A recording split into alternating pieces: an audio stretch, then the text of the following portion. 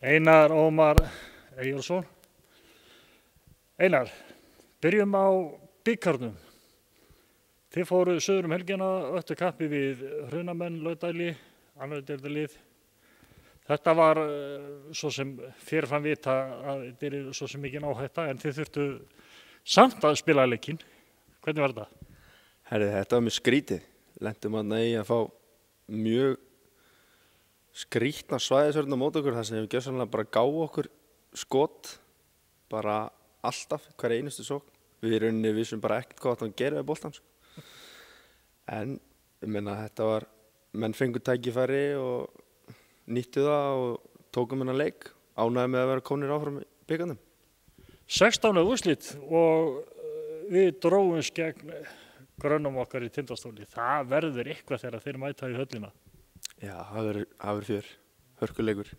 Við höfum harma hefna fyrir tap á móti þeim í deildinni. Menn er ekkert múin að gleyma því? Nei, alls ekki. Alls ekki. Nýlega skeið. En næsta verkefni, það stórlið KR.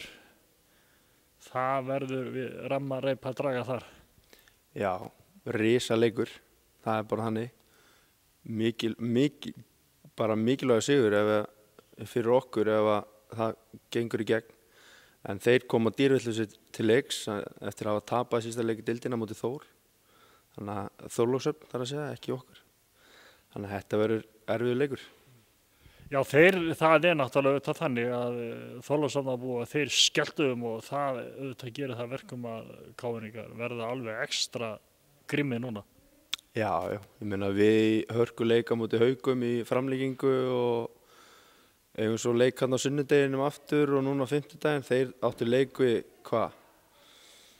Ég man ekki eitthvað bélið og tóku það með 60 stigum eða eitthvað. Þannig að þeir áttu auðveldan leik á sunnudeginn og koma bara í hörkuformi tilbaka á fimmtudaginn. Svo má líka snúa þessu svolítið við og segja að KR-ingar geta tapað og það ætti kannski að gefa eitthvað svona smá vonu það að við erum